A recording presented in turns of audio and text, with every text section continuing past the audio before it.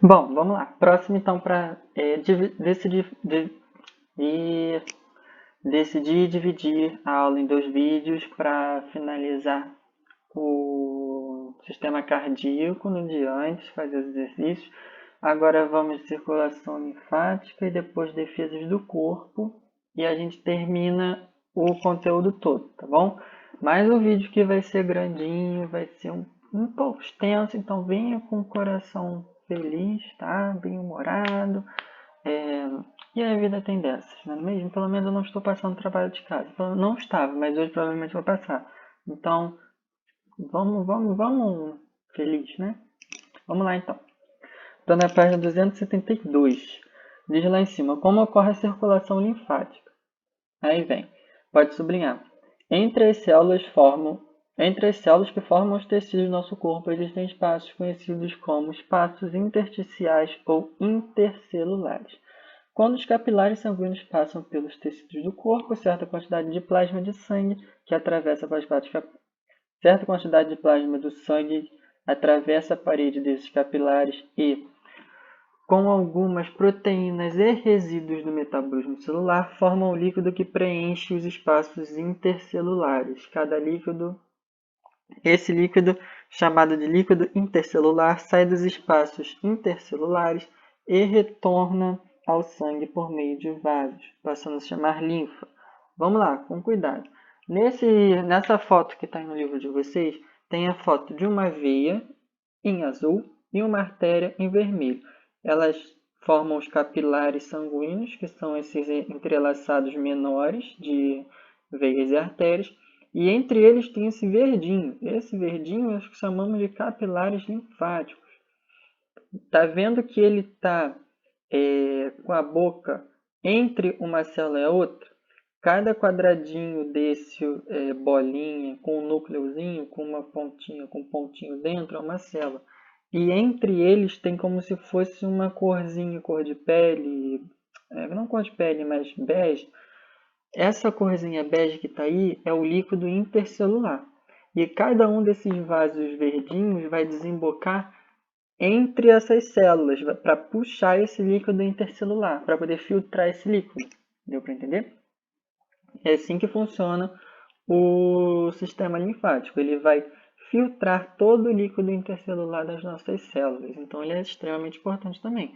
Pode subir ao próximo parágrafo também, que diz: o sistema linfático é responsável por devolver a linfa ao sangue e absorver gorduras e algumas vitaminas do intestino e participar das defesas do corpo. Tá bom? Então, agora que você já sabe onde é que o sistema linfático vai atuar, vamos saber quais são os órgãos do sistema linfático. Está aqui também de lado, tá? Os componentes do sistema linfático. Nós temos primeiro aí em cima o timo, onde está escrito assim no livro de vocês. O timo é um órgão localizado na região do tórax e está relacionado à produção e à maturação de alguns tipos de glóbulos brancos, tá bom? Embaixo do timo agora, nós temos o baço.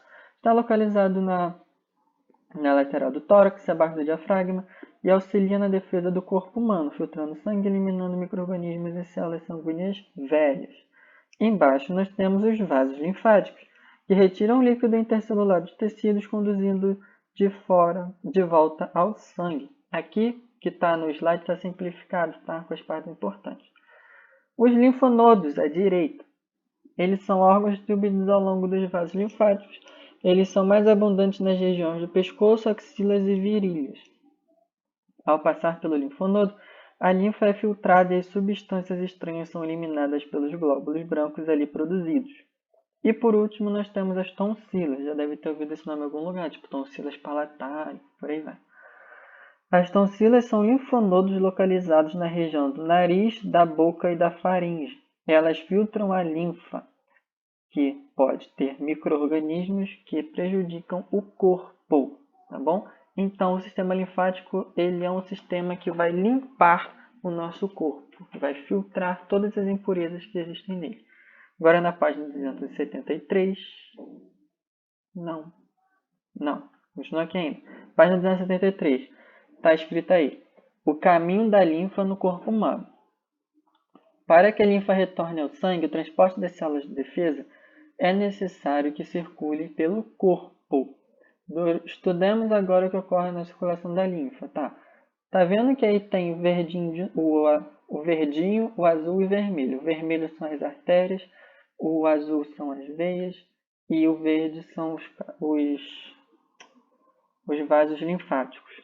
Primeiro tem, número 1, nos tecidos o líquido intersticial entra nos capilares linfáticos, passando a se chamar linfa. Então tá vendo que os capilares linfáticos estão todos desembocando ali, pegando entre as células, tá? 2. Dos capilares, a linfa é conduzida para os vasos linfáticos maiores.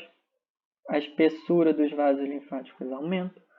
E 3. Durante o percurso, a linfa é filtrada ao passar pelos linfonodos. Então, os vasos linfáticos passam pelos linfonodos, entre eles se ramificam, para que os linfonodos consigam filtrar todas as impurezas que estão passando por ali. E depois ele ser devolvido de novo para o sangue. Bom? Aqui embaixo da 273 tem o que chamamos de filariose. Vocês vão ler sozinhos. Antigamente era chamado de elefantíase. Não sei se antigamente ou se ainda é conhecido como elefantíase, mas eu conheço essa doença como elefantíase. Vocês vão ler e vão entender sozinhos. Caso não entendam, depois fala comigo que a gente se resolve. Agora, atividades. Você vai dar uma pausa nesse vídeo, vai fazer as atividades e eu só vou corrigir, tá? Agora aqui é minha correção, só fazer as atividades sozinho. Número 1, complete as frases a seguir. A primeira letra A, linfático. Segunda letra B, timo. Letra C, linfonodos. Letra D, defesa. E letra E, baço. Tá? É só ver a definição de cada um. 2. Tem um esquemazinho, você tem que interpretar esse esquema. Aí vem, classifica as letras do esquema acima. Em circulação linfática, circulação de sangue rico em gás oxigênio ou circulação de sangue pobre em gás oxigênio. Você vai botar que só a letra A é a circulação linfática. Você vai botar que a circulação do... Você deve botar não, você deve ter botado, né? Que a circulação do sangue rico em oxigênio são as letras D, E e F. E a circulação pobre em gás oxigênio são as letras B, C, G e H. Tá bom? E você tem que entender também que tudo que é rico em oxigênio acabou de sair dos pulmões, vai para o coração e vai ser distribuído para o corpo todo. O que é pobre em oxigênio acabou de sair do corpo todo, vai para o coração e se destina ao pulmão. Tá? Número 3 agora, fala da tonsilite, que é uma inflamação que antiga era das amígdalas. Tá? Aí vem pontinho. Nesse contexto, qual é o papel das tonsilas no sistema linfático? Você vai botar que as tonsilas filtram a linfa, que pode conter micro-organismos inalados ou ingeridos pelo ser humano. Isso está escrito no texto, se você ler o número 3. Está escrito no texto, onde diz assim: os micro-organismos que entram pela boca e pelo nariz são conduzidos pela linfa até as tonsilas onde são eliminados. Isso, em outras palavras, quer dizer que as tonsilas elas filtram a linfa que pode conter os micro-organismos inalados, tá bom? Agora sim, defesas do corpo humano. A gente tem que entender que o nosso corpo ele é uma obra que consegue se defender sozinho, uma obra-prima. O nosso corpo tem vários tipos de defesa. E muitas vezes a gente não sabe reconhecer esse tipo de defesa. Mas vamos lá. Ele começa dizendo no livro de vocês assim, ó. Em caso da escola não lotada, várias situações do corpo humano expõem substâncias e micro-organismos que podem causar doenças. Assim, é fundamental que ele possua mecanismos de defesa que o mantenham saudável. Esses mecanismos protegem o corpo de diferentes maneiras. Cada um apresenta estruturas e processos que formam diferentes linhas de defesa contra os agentes invasores. Ok? Então vamos lá. Pode pular o terceiro parágrafo. E agora para o que realmente interessa, que é a primeira linha de defesa. Antes de tudo, você tem que entender que as linhas de defesa do nosso corpo são classificadas em dois tipos diferentes. A primeira é inespecífica, que ela pode atuar com qualquer tipo de bactéria, vírus, fungo, micro-organismo, enfim, qualquer coisa que vai chegar no seu corpo, as defesas inespecíficas vão atuar. E a segunda são as defesas específicas, que no caso é especificamente produzir o anticorpo para aquele micro-organismo, para aquele vírus ou para aquela bactéria, para atuar diretamente e especificamente para aquele. Só um tipo de anticorpo vai atuar contra aquilo. Esse mesmo tipo de anticorpo não vai atuar contra nenhum outro, tá bom? Mas vamos por partes.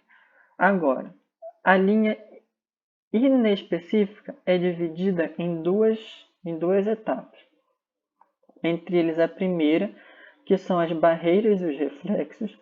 As barreiras químicas são divididas entre o suco gástrico presente no nosso estômago, a saliva, a lágrima, a secreção nasal e o sebo. Isso a gente vai explicar mais para frente.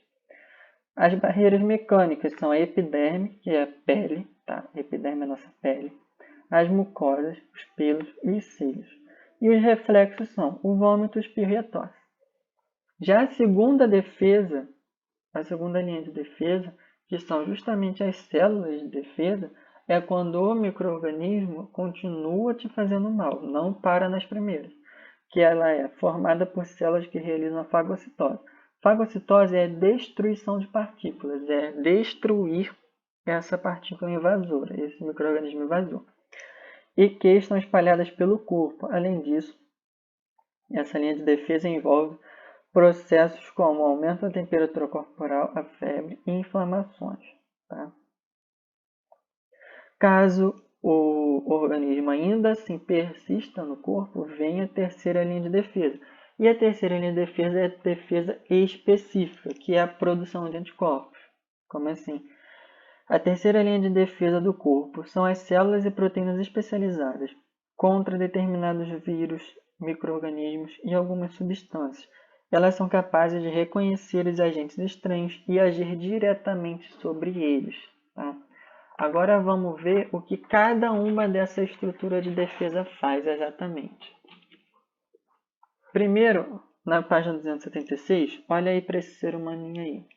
Primeiro estou do lado esquerdo, onde diz a função dos pelos do nariz.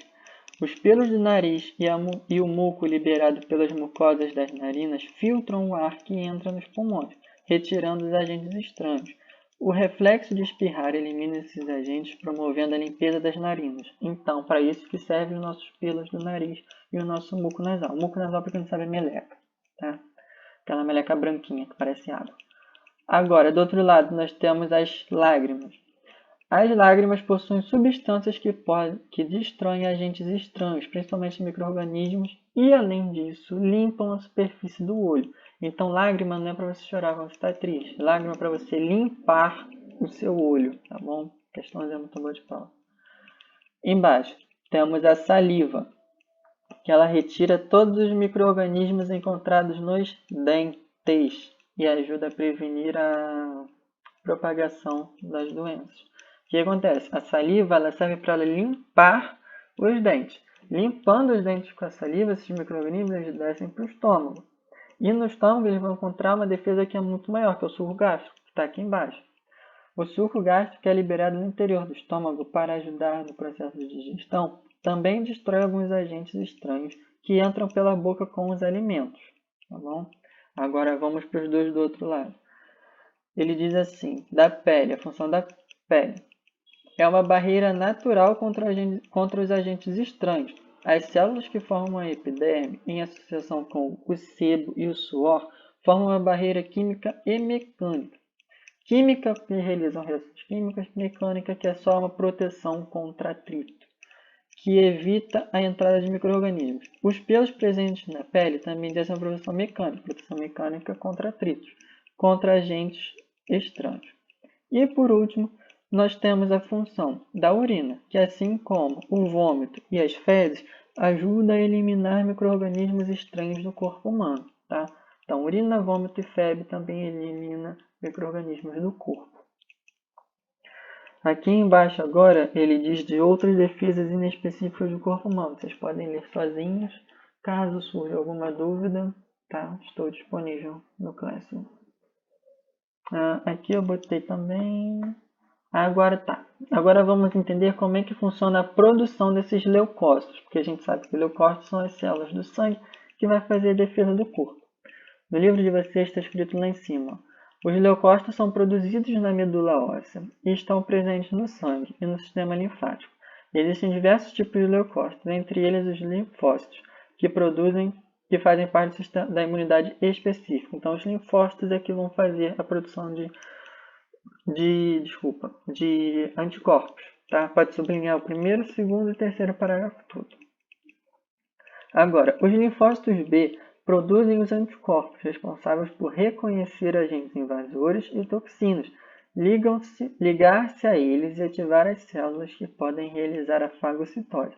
Então, acontece, o linfócito B está aí. Ele produz esses anticorpos. Esses anticorpos são essas arvorezinhas ligadas à célula, tá? O linfócito é essa célula azul, verde toda, e cada arvorezinha dessa é um anticorpo que ele vai produzir, e esse anticorpo vai se desgrudar dele, vai grudar nesse agente invasor que está aí, meio verde-limão, e vai levar esse agente invasor até uma outra célula que vai fazer a fagocitose, que vai destruir esse invasor, tá bom? E o terceiro parágrafo é: já os chamados linfócitos T são formados no timo e não produzem anticorpos. Eles têm a capacidade de reconhecer o agente estranho, ligando-se a antígenos. Além disso, esses linfócitos ativam os linfócitos B para que produzam anticorpos específicos para o agente invasor. Então, os linfócitos T eles vão reconhecer o antígeno e vão estimular os linfócitos B a produzir anticorpos. Sendo assim, os linfócitos B vão produzir os anticorpos e vão promover a destruição do antígeno, da coisa ruim que está no nosso corpo. E por último, nós temos os soros e as vacinas. Diz aí no livro de vocês: vimos que o corpo humano tem mecanismos de defesa contra agentes que podem provocar doenças. No entanto, a imunidade também pode ser adquirida, tá bom? Essa imunidade adquirida quer dizer alguma coisa que o corpo vai ganhar. Pode sublinhar o parágrafo de agora. A imunidade adquirida pode ser ativa quando o corpo humano produz anticorpos para um determinado antígeno e passiva quando o corpo humano recebe anticorpos prontos contra determinados antígenos. Vamos lá. A vacina, primeiro, é um tipo de imunização ativa, tá bom? Aqui, ó. A vacinação é um exemplo de imunidade ativa artificialmente adquirida. Cuidado com essa expressão, tá? Imunidade ativa artificialmente adquirida. O que acontece? Ela vai ser uma imunidade que vai te propiciar a produção de anticorpos. Ela vai ser artificialmente adquirida, porque vai ser injetada no seu corpo. Seu corpo não vai produzir aquele líquido vai ser injetado em você numa forma de vacina, numa forma de injeção. O que acontece? A vacina é preparada a partir de antígenos de micro-organismos, de vírus ou de toxinas produzidos por bactérias. Geralmente uma vacina é produzida por um vírus atenuado, um vírus morto, que não vai te causar prejuízo nenhum. E assim, é um vírus morto que eles injetam no seu corpo e o seu corpo é capaz de produzir micro-organismos, anticorpos para combater ele. Como ele já vai estar morto, não vai te causar problema nenhum, então você vai conseguir se livrar dele. E caso você pegue uma doença que pegue esse vírus vivo, você vai conseguir se lidar melhor com ela, vai conseguir ter uma resposta melhor para ela. Aí depois na setinha. Ao ser inoculado no corpo humano, estimula a imunidade. Após a vacinação, o corpo humano passa a produzir anticorpos específicos contra os antígenos presentes na vacina. Foi o que eu acabei de falar. Algumas vacinas fornecem imunidade por toda a vida, outras, porém, precisam ser reforçadas periodicamente, como a gente já está careca de saber que nós temos a nossa caderneta de vacinação. Agora, número não precisa fazer não, pode pular. Vamos para o soro. O soro é um tipo de imunidade passiva adquirida artificialmente, cuidado com essa expressão. É uma imunidade passiva porque ela já vai vir com os anticorpos prontos. E ela vai ser adquirida artificialmente porque ela já vai ser feita e vai ser injetada, inoculada no seu corpo de alguma maneira. No caso do soro, ele é inoculado de maneira venosa, tá? Todo mundo sabe o que é isso, né? Injeta na veia. Aí, continuando lendo, pode sublinhar esse parágrafo todo. Quando uma pessoa tem um acidente com um animal venenoso, precisa receber soro terapêutico que contém anticorpos contra o veneno. Esses anticorpos são produzidos no corpo de outro animal e são tratados para compor o soro terapêutico. O que acontece? Um outro animal que já tenha tido esse tipo de doença produz anticorpos no seu sangue. colhe-se uma amostra desses anticorpos do sangue, faz-se um soro terapêutico e esse soro terapêutico injeta no corpo do ser humano que está doente. Tá bom? Passando agora, 278 e 279, vocês podem ler sozinhos. Grandes chances de cair uma questão da prova. Tá? E agora estou na 280. Mesma coisa. Na 280 vocês vão pausar o vídeo e vão fazer sozinhos, porque eu só vou corrigir. Caso vocês não estejam pausando o vídeo e só estejam pegando a resposta, aí a culpa não é minha, tá? E vocês aqui vão ficar sem saber fazer as questões na hora da prova. Vocês já viram como é que as minhas questões são difíceis. Número 1. Explique os mecanismos de defesa. Explique por que os mecanismos de defesa são tão importantes para o corpo humano. Aí vocês têm que ter colocado que são os mecanismos de defesa do corpo humano que induzem a imunidade, que geram a imunidade, que é um conjunto de reações contra qualquer agente estranho que penetre no corpo humano. Aí, número 2, você vai marcar o X no que corresponde. A lágrima é uma primeira defesa, uma defesa inespecífica. Espirro, primeira defesa, inespecífico. Anticorpos é terceira, específico. Inflamação é segunda, inespecífico. Suco gástrico. Suco gástrico e pele são os dois primeiros e inespecíficos. Febre é segunda e inespecífico. Linfócitos é terceira e específicos. 3. Fala um pouquinho sobre Fala um pouquinho sobre a vacina, aí vem a letra A. Explique com suas palavras o que é vacina. Você vai falar o que é a vacina, que a gente já acabou de estudar. A vacina é o que induz o corpo humano a produzir anticorpos. Ela é composta por antígenos, toxinas ou vírus mortos ou atenuados. Em casos de contato posterior com esse agente, o corpo já vai estar imune à doença. Já vai produzir uma quantidade enorme de anticorpos capazes de neutralizar a doença. Letra B. Converse com seus colegas sobre as campanhas de vacinação que auxiliam a prevenção da erradicação das doenças. Pode conversar com seus pais se quiser. Aí vocês vão falar que as campanhas da vacinação ajudam a conscientizar a população sobre a importância das vacinas e para a prevenção de doenças, evitando assim a sua proliferação. Tá bom? Número 4 agora. Tem aí um texto, aí vem letra A, falando do menino da bolha, né? O menino da bolha. Aí, letra A. O que acontece com o corpo humano de uma pessoa que não tem a doença de David quando ela entra em contato com o micro-organismo? O que aconteceria com o corpo de David? Aí vocês têm que ter colocado que um corpo humano saudável eliminaria um micro-organismo. Já o corpo de David não conseguiria eliminar esses micro-organismos, podendo provocar o que levou à morte do menino, né? Essa número 5 aí você pesquisar sobre a revolta da vacina. Como você pesquisou, é uma coisa que não tem como você errar. Eu acredito, né? Vamos lá, 282. É uma retomada geral, rapidona, sobre tudo que a gente estudou. Tem aí. A circulação pulmonar, né? É o caminho do sangue do ventrículo direito para chegar nos pulmões. Se está chegando no pulmão, é a circulação pulmonar. E deles para o átrio esquerdo. Já a circulação sistêmica é o caminho do sangue do ventrículo esquerdo para os órgãos e para o átrio direito. Se está indo para os órgãos, é sistêmico. Agora, o nananã é um órgão formado principalmente pelo tecido nananã estriado cardíaco, que é capaz de contrair nananã sangue para o corpo humano. Bobinho, né? Coração muscular e bombeando. Os vasos sanguíneos podem ser classificados em 3 tipos. Quais são? São as artérias, são as veias e são os capilares sanguíneos. O sangue contém uma parte líquida, denominada plasma, isso a gente já sabe. E uma parte sólida, que contém as hemácias, a gente também sabe, isso é fácil. Células responsáveis pelo transporte de gases. Já os glóbulos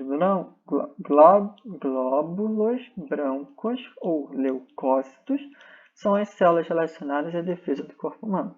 E as plaquetas, que é a parte do sangue que falta, atuam na coagulação sanguínea. As hemácias apresentam os antígenos na superfície responsáveis pelos sistemas sanguíneos ABO e RH. Agora do corpo humano aqui. O primeiro é o timo, do lado esquerdo. O de cima do lado esquerdo é o timo. Debaixo dele é o baço. Do lado direito são os linfonodos. E embaixo os vasos linfáticos, que a gente acabou de estudar, já sabe. Agora, o sistema linfático devolve a linfa ao sangue, que participa das defesas do corpo humano. Nada muito complicado, a gente sabe que a linfa faz as defesas do corpo humano. As defesas do corpo humano podem ser específicas, quando atuam diretamente sobre determinado agente invasor, ou inespecíficas, quando atuam sobre diferentes invasores. Nada muito complicado, tudo muito simples. Agora a mesma coisa, na página 284. Vocês vão pausar o vídeo, vão fazer, e eu só vou corrigir. Tá? Número 1, a letra A é carboidratos. A letra B é ser a principal fonte de energia do organismo. Letra C é a primeira opção, que começa a sofrer digestão mecânica por meio da mastigação e digestão química por meio da saliva. A letra D é uma resposta pessoal, pode ser o que você quiser, pode falar até que o pão estava com gosto adocicado. Número 2, a letra A. Com o passar do tempo, os alvéolos pulmonares de uma pessoa que tem enfisema pulmonar perdem parte da sua função. Explique por que isso afeta a respiração. Por que o alvéolo pulmonar afeta a respiração? Aí vocês têm que ter colocado que os alvéolos pulmonares são as estruturas nas quais ocorrem as trocas gasosas. Assim, quando eles perdem sua função, essas trocas são prejudicadas, o que dificulta o processo de respiração. Letra B, conversar com seus colegas, conversa com seus pais. Por que ocorre a sensação de falta de ar quando o diafragma é empurrado para baixo? Vocês têm que falar que uma pessoa que sofre de enfisema pulmonar, que é o que está escrito no texto, o diafragma apresenta movimentos limitados, por isso ele é empurrado para baixo. Em razão disso, a pessoa não consegue respirar adequadamente, tendo a sensação de falta de ar. Tá? Se ela tem enfisema pulmonar, ela vai ter um diafragma debilitado. E o diafragma faz um músculo de inspiração, faz os movimentos de inspiração e expiração. Né? Agora vamos lá. 3. Para montar um nomezinho, o nomezinho é hemofilia. Hemofilia, no caso, é a aversão ao sangue, tá? Uma doença sanguínea. Aí você completa tanto do quadrinho quanto do complete, do texto. Vem a letra A. Por que as pessoas com a doença citada no texto acima apresentam sangramentos? Aí você tem que ter colocado. Porque elas têm problemas da produção dos fatores que promovem a coagulação sanguínea. No caso, especialmente problemas nas plaquetas. B. Qual a importância da coagulação sanguínea? Para que o sangue tem que se coagular, gente? Para evitar vazar até morrer, né? Só que não com essas palavras, claro. Vocês têm que botar aqui. Ajuda a impedir que o sangue continue saindo do corpo em caso de ferimentos ou rupturas de vasos sanguíneos. Agora, número 4, para terminar. Não tem pra gente. Número 4, esquece de terminar. Tem a representação aí do esquema. E você vai botar corretamente o esquema. A letra A seria primeiro B, depois C, depois A. Letra B é a letra D. Letra C é a letra E. Letra D também. Número 5 é interessante. Número 5 fala sobre a amamentação, né? E aí vem a letra A. Como você classificaria o tipo de imunidade relacionado ao leite materno? Aí você tem que falar que essa é um pouquinho difícil. Eu dou até uma colher de chá nessa, mas é uma boa questão de prova. Aí você tem que falar que a imunidade específica passiva naturalmente tem que falar que a amamentação é uma imunidade específica passiva naturalmente adquirida por meio do leite materno. Os anticorpos são produzidos naturalmente pelo organismo materno e são transferidos passivamente pelo bebê. A mãe produz os anticorpos contra uma determinada doença e passa para os bebês quando o bebê está mamando, quando o bebê está bebendo seu leitinho, tá? Letra B, por que esses anticorpos são importantes para o recém-nascido? Gente, se o recém-nascido não tiver anticorpos, ele vai sofrer de uma doença, pode vir a ter a óbito, né? Aí você tem que botar aqui, o recém-nascido não possui defesas completas ao nascer, ele precisa adquirir imunidade durante seu desenvolvimento e o leite materno contém anticorpos necessários para que ele possa sobreviver e se desenvolver, até que seu organismo possa produzir suas próprias defesas, tá? Aí vem o número 6, tem que identificar as estruturas. A gente já fez isso, é a mesma foto do que estava na hora da teoria. Número 1 são os linfócitos B, número 2 são os anticorpos, número 3 são os organismos. Os linfócitos B vão produzir os anticorpos são os que vão destruir o micro-organismo, e o micro-organismo é o invasor do corpo. Aí vem a letra A, para você explicar o processo apresentado. Eu acabei de explicar, né? Que o linfócito B vai produzir o anticorpo, que vai se ligar ao antígeno, que vai expulsar o invasor. Qual é a linha de defesa está representando a situação? Você tem que botar aqui representa a terceira linha de defesa do corpo, composta por linfócitos e anticorpos. Uma defesa específica, tá bom? Essa é toda a nossa matéria, tá? Coração e defesas do corpo. Eu fico por aqui, chegando mais perto da prova, passo a matéria da prova direitinho para vocês, tá bom? Tchau, tchau.